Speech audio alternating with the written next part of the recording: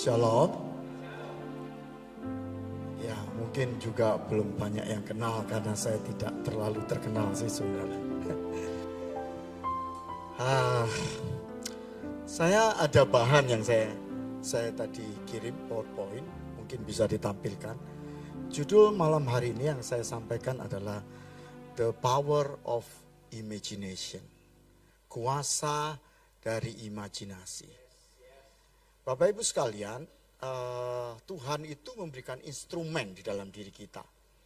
Suatu saat saya baca sebuah koran, di situ ada berita tentang seseorang yang paling muda memenangkan tenis, juara tenis. Saya lupa namanya, tapi saya masih ingat itu tenis perempuan dan dia melihat menjadi juara itu, dia katakan ini, sebenarnya saya memegang piala ini sudah saya bayangkan ketika saya berumur 7-8 tahun di pertandingan Roland Garros ini, ketika ibu saya membawa saya di tempat itu. Dan saya bayangkan bahwa yang juara saat itu adalah saya di sana. Sejak saat itu saya setiap kali ada pertandingan tenis, saya selalu minta orang tua saya untuk saya melihatnya. Lalu saya selalu membayangkan bahwa yang bermain itu, yang menjadi juara itu adalah saya. Setelah itu tentu saja dia punya kegairahan untuk latihan dan ikut dalam pertandingan-pertandingan. Dan sekian tahun kemudian dia menjadi juara. Dengan kata lain, sebuah imajinasi itu sebuah kuasa. Ya. Nah, saya mau kasih tahu. Ketika saya baca firman Tuhan, ternyata setiap kali Tuhan Yesus itu berdoa atau mendoakan seseorang, dia selalu tanya begini, apa yang kau ingin aku lakukan kepadamu? Loh, bukankah Tuhan Yesus tahu ini orang buta, bertahun-tahun buta dan ikut urutan didoakan kok masih ditanya? Lalu Tuhan Yesus tanya itu dan orang, Rabuni, supaya aku bisa melihat. Bukankah dia memang buta dan ingin melihat? Tetapi saya tahu di sini Tuhan Yesus ingin orang ini bisa mengimajinasikan dalam dirinya. Bukan hanya sekedar ingin melihat. Tetapi walaupun buta dia bisa mengimajinasikan bahwa dia bisa melihat. Maka Yesus berkata demikian. Terjadilah sesuai dengan imanmu. Pergilah. Terjadilah sesuai dengan iman. Orang itu pergi dan Yesus tidak lakukan apa-apa. Dan orang itu melihat. Artinya apa Bapak Ibu sekalian di sini? Ada hal di mana Yesus yang maha kuasa. Dengan segala kuasanya dan kita percaya. Tapi seringkali waktu kita percaya. Kita menggapainya dengan iman kita dan pengalaman kita. Iman kita itu pengalaman kita. Tapi kalau Alkitab bilang, kalau engkau menggapai Tuhan, itu sebenarnya dengan iman sebiji sesawi. Artinya cuma percaya, lalu percayailah iman daripada Tuhan itu. Bukan iman kita. Maka kalau kita bicara iman daripada Tuhan, itu iman apa? Sebuah imajinasi yang belum pernah kita alami. Kalau kita alami pengalaman kita. Nah, maka itu judul ini supaya saudara paham, bisa tampilkan The Power of Imagination. Saya memulai dengan ayat, klik. Efesus 1 ayat 18. Dikatakan demikian. Ini doa Rasul Paulus kepada jemaat di Efesus. Dan supaya ia, Yesus, menjadikan mata hatimu terang. Rupanya yang terang itu hati yang punya mata, bukan pikiran. Bukan pikiranmu terang, mata hatimu terang. Agar kamu mengerti pengharapan apakah yang terkandung dalam panggilannya. Sesuatu yang abstrak. Betapa kaya kemuliaannya. Sesuatu yang tidak bisa kita pikirkan dengan pikiran kita. Abstrak. Bagian yang ditentukannya bagi orang-orang kudus. Semua abstrak. Semua sesuatu yang besar. Tetapi pertanyaannya, lalu Yesus juga memberi... Rasul Paulus berkata, menjadikan mata hatimu terang itu kepada orang Efesus. Dan orang Efesus dikatakan adalah orang-orang kudus. Bapak Ibu sekalian, Pertanyaannya, benarkah orang-orang Efesus itu orang-orang kudus? The saint, orang-orang kudus? No, dia jemaat biasa. Jadi kalau pertanyaan gini, kalau saya bilang, untuk orang-orang kudus yang ada di jemaat, keluarga Allah. Tiba-tiba Anda bisa bayangkan enggak Anda orang kudus? Anda pasti bayangkan, enggak lah, tadi aku masih sakit hati. Kan gitu yang bayangan Anda, pikiran Anda, pengalaman Anda. Tapi hari ini bayangkan Anda, imajinasikan Anda, orang-orang kudus seperti yang Tuhan lihat dalam kehidupan setiap Anda yang percaya. Itu yang Tuhan inginkan. Kenapa waktu nyanyi tadi tidak ada sesuatu genggam gembita? Karena sudah Anda nyanyikan berulang-ulang dan Anda tidak melihat bahwa di situ ada, kalau kita bicara Tuhan yang Maha Kuasa, itu hanya sekedar yang biasa kita ulangi dan Anda tidak bisa mengimajinasikan betapa besar kuasanya. Dan ayat selanjutnya dari firman ini tidak ada di situ, tapi bunyinya begini. Dan betapa hebat kuasanya bagi kita yang percaya sesuai dengan kuat kuasanya. Efesus 1 ayat 9. Kuat kuasanya itu bagaimana? Hebatnya bagaimana? Pengalaman kita nggak pernah punya pengalaman. Murid-murid Yesus punya pengalaman. Waktu berjalan dengan Yesus. Sehingga ketika Roh Kudus turun, mereka melihat, aku harus lakukan ini, mujizat. Aku harus lakukan ini, membangkitkan orang mati. Engkau nggak pernah. Doakan orang kutilan aja engkau takut. Kau nggak pernah bisa bayangkan. Maka ketika Roh Kudus turun, engkau cuma berpola pikir seperti dirimu yang lama. Nah hari ini, Yesus ingin, Rasul Paulus ingin kita punya imajinasi besar.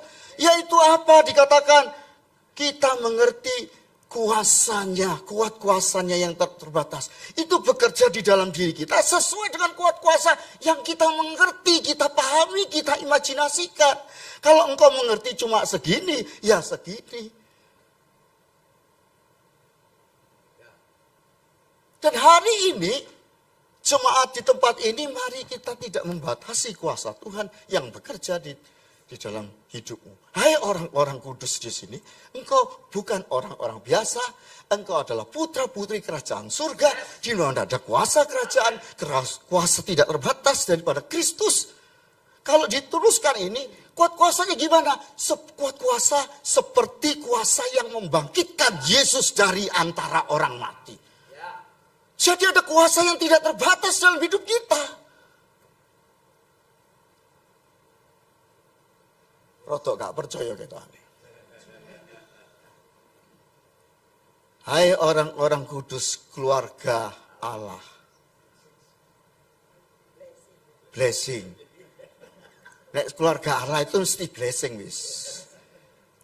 Iya toh, keluarganya Allah.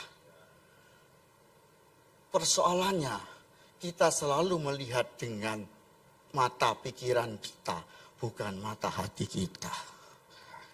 Imajinasi tumbuh dari mata hati kita. Coba klik lagi. Iya, ini kira-kira gambaran saya tentang apa itu kesadaran manusia. Kesadaran manusia itu ada pikiran dan perasaan. Pikiran itu berpola bahwa apa yang pernah kita lakukan menjadi pengalaman, itu menjadi pola pikir kita. Ya, kalau kita bisnis atau kalau kita berhubungan dengan orang, kita lihat kayak gini, ini hati-hati, cilik, endek, ini hati-hati, licik biasanya. Itu karena sudah pengalaman, ya toh, pola pikirnya begitu.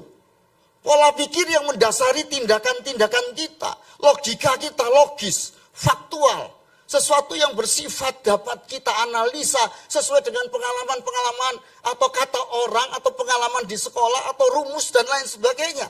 Itu pikiran, knowledge, pengetahuan, apa yang pernah kita ketahui. Tapi di sisi lain itu ada yang namanya perasaan. Perasaan itu berisi gembira, suka atau tidak suka, cinta atau benci. Itu nggak ada batasannya. Kalau Anda jatuh cinta, seberapa besar cintanya nggak ada batasannya. Orang benci bisa katanya sampai dibawa mati. Tidak ada batasannya. Sebesar apa cinta itu tidak ada batasannya. Kaum belum bilang kalau lagi jatuh cinta, tai kucing rasa. Ya. Jadi tidak ada batasannya. Bulet, ruwet, Bukan bulat, sesuatu yang secara fisik itu tidak bisa dianalisa dan tidak ada batasannya. Betul nggak? Aku tidak bisa hidup tanpa engkau. Bolak-balik pacaran bilang aku tidak bisa hidup tanpa engkau. Putus 3 kali, ya tetap bisa hidup tuh. Kalau jatuh cinta itu seperti itu, sebuah perasaan. Dan di situ Tuhan kasih memang kita itu bisa berimajinasi tanpa batas. Kita bisa punya visi, padahal kalau kita kasihan, ada orang bisa jatuh hati kasihan. Itu dari mana? Hati, perasaan, hati. Dan biasanya ibu itu, seorang ibu dikasih perasaan. Ya enggak semua katanya, ibu-ibu sekarang enggak gitu. Ya enggak juga sih. Jadi saya bisa tahu bahwa bagaimana seorang ibu itu punya anaknya malam-malam gitu nangis kan kalau masih usia setahun. Tapi ya dia bisa punya hati kan. Tapi ada bapak-bapak ya juga punya hati ada. Nah artinya ada sebuah perasaan ya. Yang Tuhan kasih install di dalam diri kita. Yang bisa membuat kita bisa merasakan, memahami ketidakterbatasan, kasih Tuhan, cinta Tuhan, kuasa Tuhan, dan seterusnya. Dan itu namanya imajinasi. Sesuatu yang belum terjadi, tapi saya merasa yakin. Oke? Sekarang saya teruskan. Klik lagi. Imajinasi itu lebih berkuasa bila satu visi. Kata imajinasi pertama kali sebenarnya muncul dalam sebuah kejadian yang gambaran yang tidak terlalu bagus. Di mana manusia ini bersatu, satu tujuan, satu bangsa, satu bahasa bikin menara Babel dan ingin menyombongkan diri begitu. Lalu Tuhan turun lihat mereka ini bikin seperti itu, dipisah-pisahkan menjadi berbagai bahasa. Lalu kemudian dikatakan ayat ini. Dan ia berfirman mereka itu satu bangsa, satu bahasa untuk semuanya. Itu baru permulaan usaha mereka. Mulai dari sekarang apapun juga yang mereka rencanakan. Itu dalam bahasa Inggrisnya, terjemahan bahasa Inggris kan bukan rencana. Tapi imajinasi. Maka bahasa Inggrisnya saya tulis di situ. Tidak ada yang tidak dapat terlaksana. Segala sesuatu yang di depan, yang diharapkan. Itu imajinasi. Kalau Anda nggak beli bangun rumah, bangun gedung, itu gambar dulu. Itu imajinasi daripada arsiteknya. Lalu kemudian digambar. Anda bilang enggak bisa, harus gini. Kurang gini, enggak bisa. Ini jelek ini. Kalau pintu segini jelek, ini kalau begini jelek. Itu Anda gambarkan. Saya pernah lihat pintu ini di Paris. Jadi enggak bisa kayak gini dan seterusnya. Warna sebenarnya enggak bisa. Jadi dirubah-rubah. Itu sesuatu seringkali bahkan belum pernah Anda bayangkan, Anda mulai imajinasikan. Ya. Jadi, nah kuasa imajinasi itu kalau bersama-sama kuat. Ya, makanya kalau enggak bersatu, enggak satu bahasa, mau satu bahasa aja. Kalau pikirannya lain-lain, satu rumah aja, suami istri aja. Satu rumah tangga aja dengan anak istri. Satu mau ke Amerika, satu mau ke Australia. Australianya pun satunya ke sini, enggak jadi kemana-mana akhirnya ya. Jadi kita harus bisa mengimajinasikan dan kalau imajinasi bersama-sama kuat sekali. Jadi saudara kalau kita melihat gereja yang besar, gereja saya enggak terlalu besar. Tapi kalau saya melihat gereja yang besar, apapun mereka dengan segala kelemahannya, saya tahu pemimpinnya bisa menyatukan imajinasi orang-orang yang dipimpinnya. Dan itu sesuatu yang luar biasa. Mensatu bahasakan. Padahal bahasanya sama-sama bahasa Indonesia, tapi dalam bahasa memberikan sebuah visi yang membuat orang-orang itu juga punya bayangan yang sama. Kalau satu visi tapi sebenarnya kesana kemari ya bukan satu visi. Mereka bisa bersama-sama punya bayangan yang sama. Ya, dan biasanya yang bisa digerakkan ini anak-anak muda karena pola pikirnya belum banyak. Kalau sudah tua, pikulah jarimu. Nah, menurut saya, pengalaman saya dan lain sebagainya. Kalau anak-anak muda itu bisa digerakkan luar biasa. Maka pola pikir anak muda itu kan belum banyak. Apalagi balita, belum banyak. Semua isinya hanya sebuah imajinasi. Oke, saya teruskan. Jadi mau kemana saya ini? Ya jalan-jalan melihat imajinasi kita semua. Supaya kemudian Tuhan bekerja dengan kuasa yang tidak terbatas dalam diri kita. Nah, Bahkan Albert Einstein berkata, imajinasi itu lebih penting dari pengetahuan. Imajinasi itu bahasa daripada jiwa. Perhatikan, pay attention, perhatikan imajinasimu. Dan kamu akan menemukan semua yang kamu butuhkan menjadi terpenuhi. Jadi imajinasi itu bahaya loh. Itu bisa terpenuhi kalau kamu imajinasikan terus. Nah, orang pikir yang paling penting, yang paling benar itu pengetahuan. Enggak. Einstein ini saya ngerti karena saya itu orang teknik dan belajar juga fisika kuantum, fisika atom, fisika nuklir. Einstein ini tidak mengeluarkan rumus dulu dan tidak mengerjakan eksperimen. Dia membayangkan kalau benda ini bergerak cepat, dia akan bisa jadi energi. Dan rupanya ada benda-benda tertentu yang secara kimiawi itu bisa terurai cepat, yaitu uranium dan lain sebagainya. Kalau ini bergerak cepat, memang betul menjadi energi. Makanya ada energi nuklir. Ketahuilah manusia tidak ada kehabisan energi walaupun manusia ini banyak. Manusia itu dulu membayangkan manusia ini kan habis. Ketika London penuh dengan orang, banyak kuda, tai kuda, banyak penyakit, pes dan lain-lain semua. Orang pikir manusia habis. Ternyata orang itu pinter. Ditemukan mesin uap. Diimajinasikan ketemu bola lampu. Ada peternakan. Zaman kita Pak masih kecil. Makan endok itu dibelah jadi 4. Jadi dulu ayam itu tidak diternak untuk bertelur terus.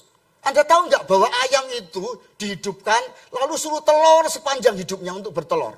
Setelah tua yang dagingnya keras itu kemudian dijual murah-murah bakul sate pinggir jalan, di sate lagi. Tapi dia justru telur. Dulu zaman kita nggak ada Pak. Itu nunggu ayam kampung bertelur.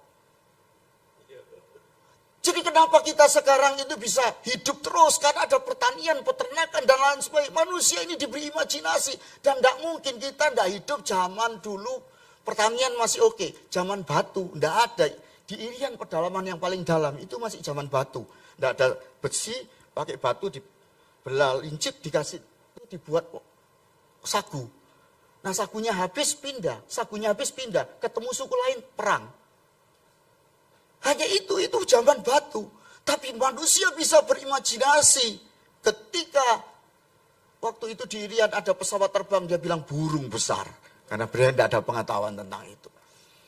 Dan itu sebenarnya seperti itu. Dulu orang bermimpi, manusia itu bermimpi bisa terbang. Rohaniawan bilang apa Pak?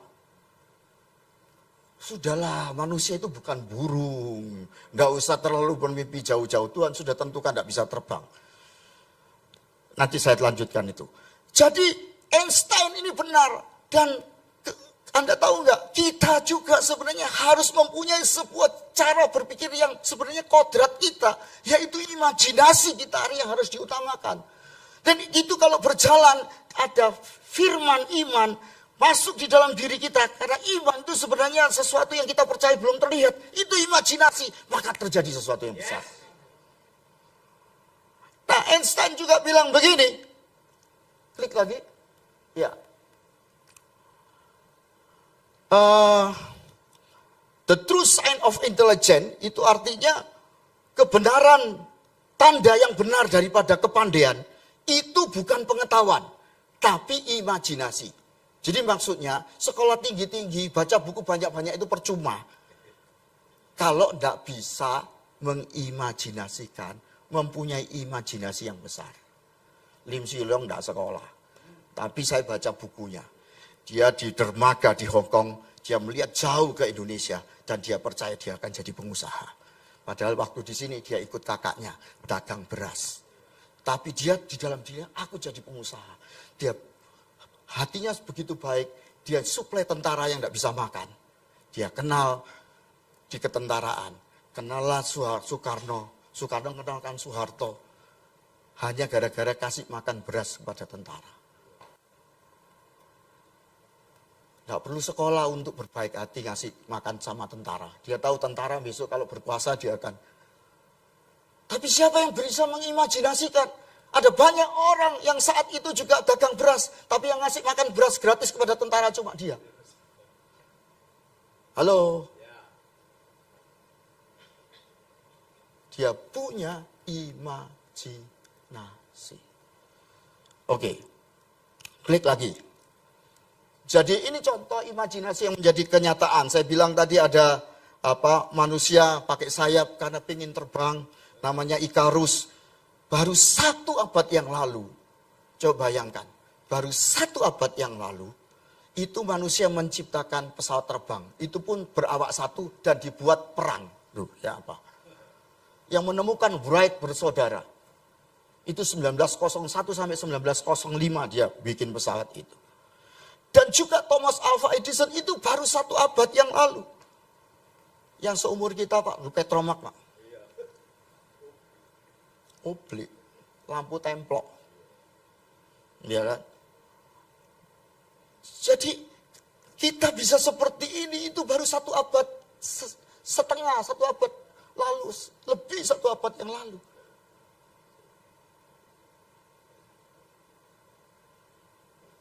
Di Pasar Kembang itu ada sepur kelodok namanya dulu. Itu mesti pakai stengkul, tapi stengkul susah, itu pakai kayu. Ya yang di bawah 50 enggak pernah tahu. Yang 60 ke atas yang baru tahu. Jadi dunia kita berubah seperti ini itu karena sebuah kumulatif imajinasi orang-orang yang dipakai Tuhan untuk dia disebut orang gila saat itu. Halo? Semua disebut orang gila termasuk Thomas Alva Edison, Wright brother. Semua ini orang-orang disebut gila. Dan hebatnya loh Pak. Itu ternyata itu hampir semua yang nemu-nemu ini itu sekolahnya nggak tinggi karena apa ya? Karena mereka itu kayak autis gitu loh, kira-kira nggak bisa diam gitu. Dan semua itu kebanyakan 98% orang Yahudi. Nah nanti kesananya saya hanya cuma ngasih tahu clue itu saja. Nah sekarang saya mau masuk kepada klik lagi, klik. Jadi iman itu adalah bahasa lain dari imajinasi. Atau imajinasi itu bahasa lain dari iman. Karena apa? Ternyata iman itu dasar dari segala sesuatu yang kita harapkan dan bukti dari segala sesuatu yang tidak kita lihat. Definisi iman dan imajinasi itu sama. Definisi imajinasi itu juga sesuatu yang belum kita lihat. Tapi kita sudah bayangkan bahwa kita dalam gambaran mental kita sudah ada di sana. Itu imajinasi. Waktu anak saya masih 4 tahun, dia naik mobil saya, dia bilang aku sudah bisa nyetir. Ya megang setirnya bisa, kakinya belum nyampe kan. Dan dia bayangkan bahwa dia bisa nyetir. Pada waktu besar untuk jadi asal nggak ditakut-takuti dan waktu itu nggak ditabrakkan mobilnya, dia pasti bisa nyetir. Karena imajinasi itu akan menggerakkan orang itu dengan semua selnya. Dia menyadari dia tujuannya ke sana. Dia akan bisa lakukan itu. Dia akan bisa goalkan itu. Maka juga dikatakan dengan iman adalah definisi itu mirip dengan definisi daripada imajinasi. Sederhananya adalah apa yang kita harapkan sudah terlihat dengan hati kita, dengan mental kita, walau belum terwujud dan belum terlihat dengan mata jasmani kita. Nah, oke, saya dikasih waktu agak panjang sedikit ya, karena sekarang baru saya masuk ke klik lagi, masuk ke yang banyak di Alkitab ditulis. Di dalam Ibrani 11 ayat 8 dikatakan karena iman Abraham taat ketika ia dipanggil untuk berangkat ke negeri yang akan diterimanya menjadi milik usahakannya, menjadi warisannya. Lalu ia berangkat dengan apa? Tidak mengetahui tempat yang ia tujui. Ini orang pemimpi, orang yang suka berimajinasi atau orang gila, cuma gitu aja. Betul?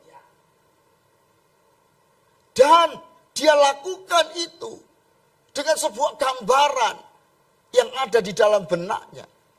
Ketika dia gagal untuk memahami kenyataan bahwa dia nggak punya anak, dia lihat bintang di langit dan dia tiba-tiba dia seperti menyadari dari bintang itu Tuhan berbicara bahwa anak cucumu akan sebanyak bintang di langit. Halo? Padahal dia sudah berusia lanjut. Dan itu yang menggerakkan di dalam sel-sel tubuhnya. Akhirnya saudara, walaupun dia sempat ragu-ragu mengambil Hagar, tapi kemudian di usia tuanya dia mempunyai anak yang daripada Sarah yang dijanjikan itu. Jadi akibat sebuah pengharapan yang tidak pernah lekang, tidak pernah berhenti untuk melihat itu. Ketika dia melihat pasir, dia sadar tiba-tiba Tuhan berbicara bahwa anak cucunya akan sebanyak butir pasir. Saudaraku sekalian, bisakah ketika kita melihat hal-hal di luar kita, lalu Tuhan berbicara kepada kita, atau si jahat yang berbicara kepada kita tentang kegagalan-kegagalan? Bisakah Tuhan berbicara dalam keadaan-keadaan sekarang yang katanya Anda mungkin terpuruk gara-gara COVID, ekonominya terpuruk, tapi Anda bisa melihat, halo, dengan gambaran iman Anda, imajinasi Anda. Bisa Anda bilang begini, walaupun mungkin hartaku sekarang tinggal separuh, tapi aku percaya. Apa yang Anda lihat? Anak-anakku bisa aku sekolahkan semua dan mereka akan lebih hebat dari aku. Kan harus begitu. Ada banyak orang hari ini terpuruk dan tidak punya imajinasi dan tidak bisa mengatakan kepada dirinya sesuatu yang positif, yang imajinatif, tetapi sesuatu yang gagal. Memang aku ini bernasib sial. Saya beritahu, bahkan penjudi atau pengusaha besar itu kalau kalah bisnis, gagal bisnis, dia bilang ini buang sial. Jadi setelah sialnya dibuang apa?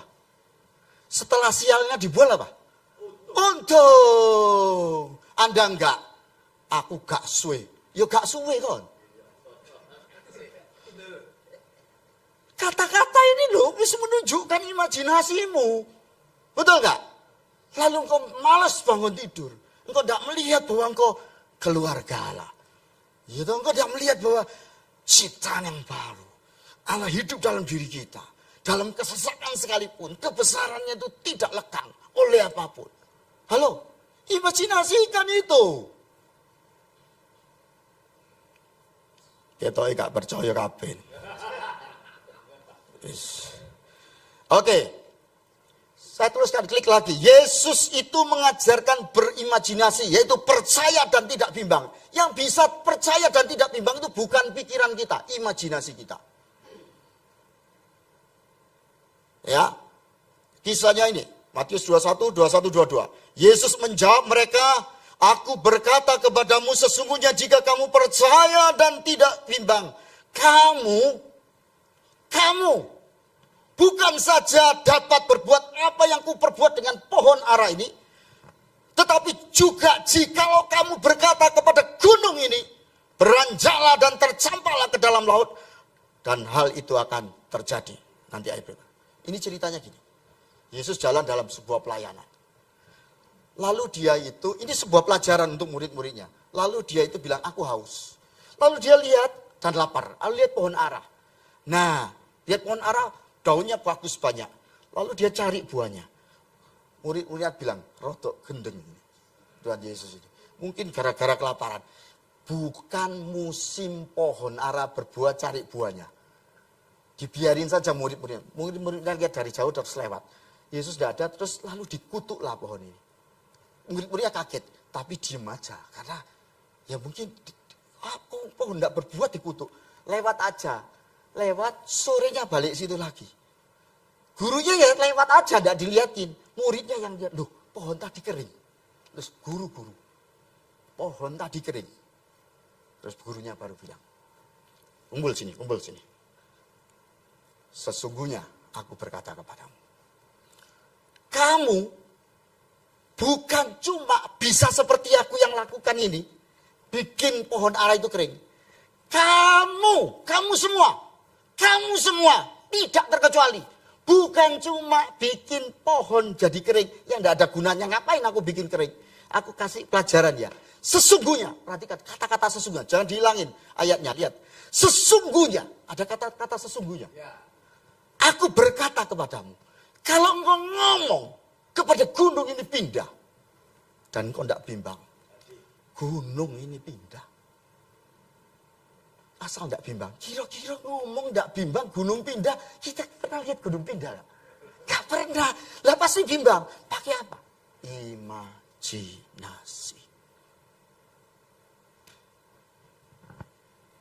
Halo. Lalu kita imajinasinya bingung. Ayat awal-awal tadi. Yesus yang berkata, aku orang kudus, aku miliknya. Di dalam diriku yang percaya kepadanya dengan kuat kuasanya. Seperti yang aku percayai, yaitu kuat kuasa yang membangkitkan dia di antara orang mati, berarti kuasa penciptaan itu. Aku percaya itu ada dalam diriku, maka kalau aku bayangkan persoalanku yang besar seperti gunung ini, enggak ada apa-apanya dengan kuasa kebangkitan Yesus yang ada di dalam diriku, yang aku percayai. Halo. Maka ayat selanjutnya di bawahnya bilang begini. Dan apa saja yang kamu minta dalam doa, dengan penuh kepercayaan, kamu akan menerimanya. Artinya, kamu minta dan tidak bisa bimbang. Renungkan itu, bayangkan dirimu dalam keadaan. Saya tidak mengajarkan Anda seperti sesuatu yang kemudian walaupun itu ada kebenarannya, mobilnya orang dipegang terus. Aku pengen deh ini. Rasanya. Terus besok mobilnya bapak di sana, kok iki api? Iki ae.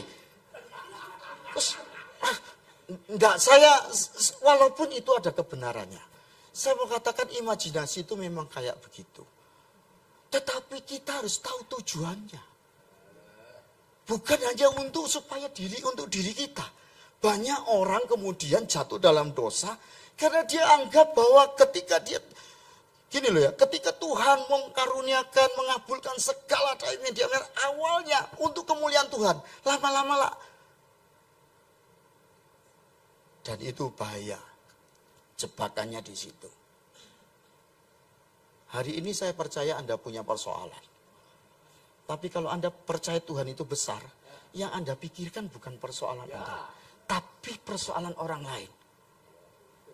Itu tandanya Anda percaya bahwa Tuhan itu lebih besar dari persoalan Anda.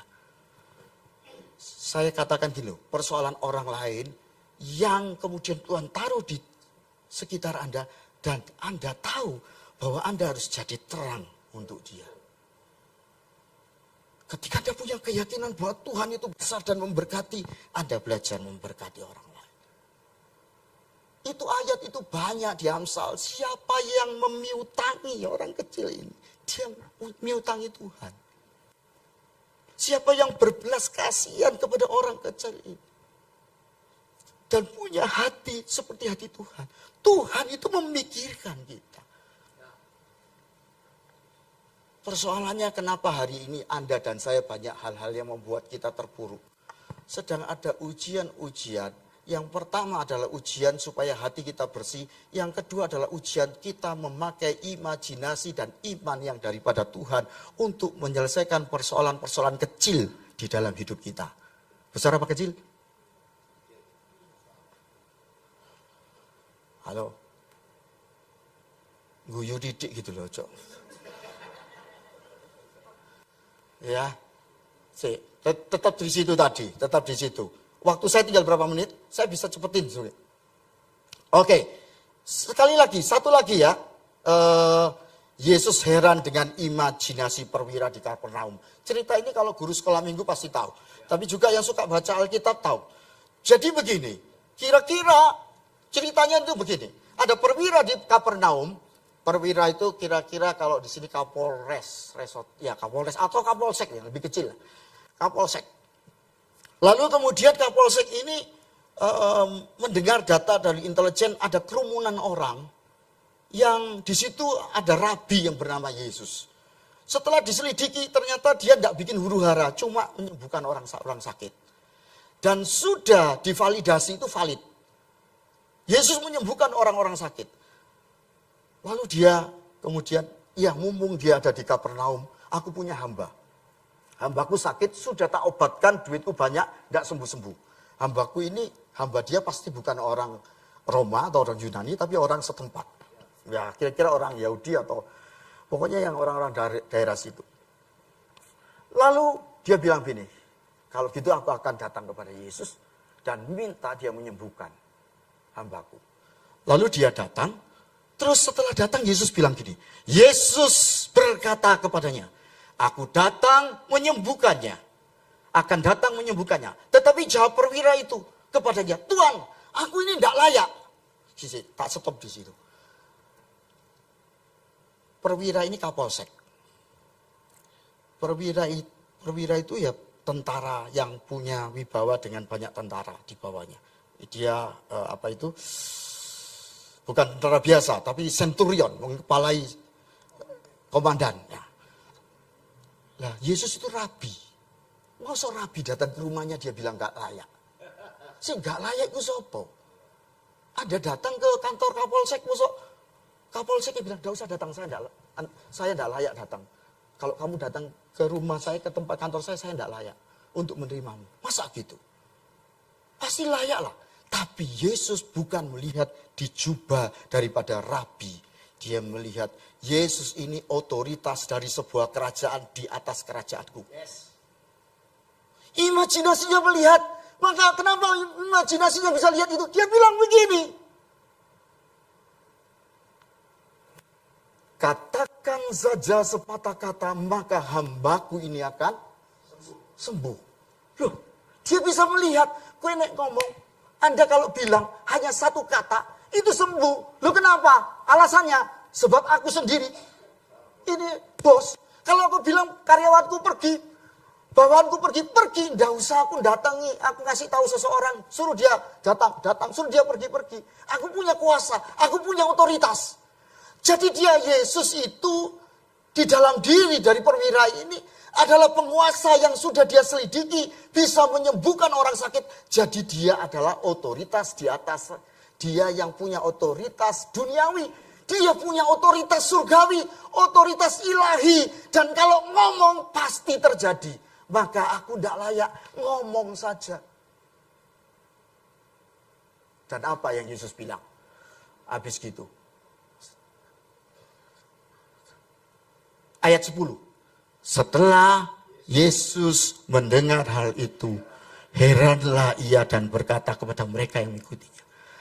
Aku berkata kepadamu, ada sesungguhnya lagi. Sesungguhnya iman sebesar ini tidak pernah aku jumpai pada seorang pun di antara orang Israel. Kira-kira gini, sesungguhnya imajinasi pemahaman yang mendalam seperti ini, yang melihat aku sebagai raja di atas segala raja. Tidak pernah aku jumpai di antara seorang pun keluarga Allah di tempat ini. Halo. Yesus akan senang jika hari ini Anda punya pemahaman, punya iluminasi, pencerahan, pewahyuan. Wahyu itu sudah kebenarannya, tapi Anda dicerahkan. Anda kan sudah, kalau kita nyanyi Yesus Raja di atas segala raja itu sudah sering. Dan kalau Yesus yang kita sembah sebagai Raja di atas segala raja, lalu kita khawatir besok makan apa. Sebenarnya yang kita nyanyikan itu nyanyian apa cuma omong kosong. Omong kosong kan? Karena Anda tidak punya pencerahan. Bahwa Yesus itu Raja yang berkuasa. Yang hari ini, kalau Anda bilang Tuhan, aku percaya. Sepatah kata daripadamu akan menyelesaikan persoalan yang aku hadapi. Aku tidak takut besok. Kalau Anda hari ini ada pemahaman seperti itu, Anda tidak takut menghadapi hidup ini. Halo. Ketoan tidak semua. Ketoan tidak semua. Masih kadeben kabeh kayaknya. Ya, sekali lagi, satu lagi. Terakhir, ya ini, yang tadi. Ya, ini mental block Gideon. Jadi, saudara-saudara, Gideon itu hidup dalam zaman perjanjian lama. Pada saat itu orang Israel dijajah oleh orang Midian, oleh orang Filistin. Lalu saudara, malaikat Tuhan, kalau ada M besar terus Tuhan besar, itu sebenarnya Tuhan sendiri. Yang datang sebagai tubuh jasmani atau teofani, atau seperti Tuhan Yesus dalam perjanjian baru. Menampakkan diri kepadanya dan berfirman, Tuhan menyertai engkau, ya pahlawan yang gagah berani. Ketika Tuhan bilang, engkau warga kerajaan, keluarga kerajaan Allah yang diberkati. Keluarga kerajaan Allah yang diberkati. Kalau Gideon bilang gini, jawab Gideon kepada Tuhan. Tuhan, keluarga apa sih? Jika Tuhan ini menyertai kami, jika kami ini keluarga kerajaan Allah, mengapa semuanya menimpa kami? Apa sih Tuhan? Di mana segala perbuatanmu yang ajaib yang diceritakan nenek moyang kami kepada kami? Bukankah Tuhan telah menuntun kita keluar dari Mesir, kata nenek. Tapi sekarang buktinya, nyatanya. Keluarga besar apa Tuhan? Waduh, wis Tuhan, gereja waduh itu. Keluarga besar apa Tuhan? Itu kata Gideon. Ya kan? Lalu kemudian saudaraku sekalian, klik lagi. Tidak ada ya. Jadi kemudian kira-kira begini. Jangan klik, tetap di Gideon itu. Gideon itu mengalami mental block, saudara. Mental block itu sesuatu yang dia apa-apa wis tidak bisa, wis ngomong apa gak tak percaya, wis. Itu namanya mental block. Dan Gideon, saudaraku sekalian, dibilang pahlawan. Yang bilang pahlawan Gideon itu siapa? Yang bilang Anda warga kerajaan Allah itu kan saya. Itu malaikat Tuhan. Atau Tuhan Yesus sendiri. Memang yang bilang warga kerajaan Allah itu yang menamakan mungkin Pak Gunawan.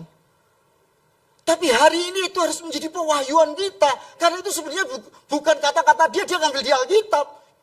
Betul? Kita warga kerajaan surga, warga kerajaan Allah. Teman sekerja, warga kerajaan itu ada di Alkitab. Jadi kalau kita warga kerajaan Allah, itu di Alkitab. Dan itu artinya apa, saudara? Kita punya otoritas kerajaan. Kita, kalau itu ada persoalan itu bukan membunuh kita. Untuk membuktikan Tuhan itu berkuasa. Maka saudara, oke lah kayak Gideon minta tanda lah. Gideon itu minta tanda berulang-ulang. Yang minta tanda api membakar sudah, membakar makanannya. Lalu minta tanda lagi. Dia kasih selembar karpet dari bulu domba ditaruh di rumput dan dia minta rumputnya ini kering, bulu dombanya basah. Besok paginya betul-betul basah, rumputnya kering. Tadi bilang kira-kira, jangan-jangan pagi tadi ada angin besar. Jadi rumputnya, saya gak percaya aku. Tuhan ini gak percaya, itu mungkin hukum alam. Besok lagi dia minta yang basah itu karpet bulu dombanya, rumputnya yang kering. Dan betul besoknya ternyata basah. Setelah itu dia baru mengumpulkan prajurit. Tapi Tuhan kemudian berpikir, kalau dia mengumpulkan prajurit sebanyak ini, dia pikir dengan kekuatannya untuk mengalahkan Midian. Oke, prajuritmu yang takut suruh pulang, yang takut suruh pulang. Gideon bilang, yang takut pulang. Tinggal sepertiga. Terus kemudian suruh minum di genangan air di sungai. Yang minum kayak anjing, dilat gitu, pulang. Dari 30.000 tinggal 300. Tidak apa-apa 300 tapi punya impian, iman, imajinasi. seperti yang Tuhan impikan bahwa mereka pahlawan yang gagah berani. Hari ini impian kita di sini, kita juga pahlawan, tetapi kita pahlawan yang ada di dalam kerajaan Allah, keluarga besar kerajaan Allah yang diberkati. Jadi saya percaya tempat ini akan dipakai Tuhan sebagai pahlawan-pahlawannya Tuhan. Masih separuh sih, amin. Si rotok kono-kono belum. Enggak Pak, aku ini bukan pahlawan Pak. Keluarga ya keluarga lah Pak. Tapi aku ini kan orang kecil Pak, dari suku yang terkecil. Paling kecil, kecil terus bintang kecil, di langit yang amat kecil. Saudara jangan bayangkan Anda seperti belalang, walaupun mungkin Anda kecil. Tapi di dalam Anda, walaupun Anda itu dikatakan seperti domba yang dikirim ke tengah serigala, tapi di dalam diri Anda yang domba itu ada singa Yehuda, Yesus Kristus Tuhan pemenang.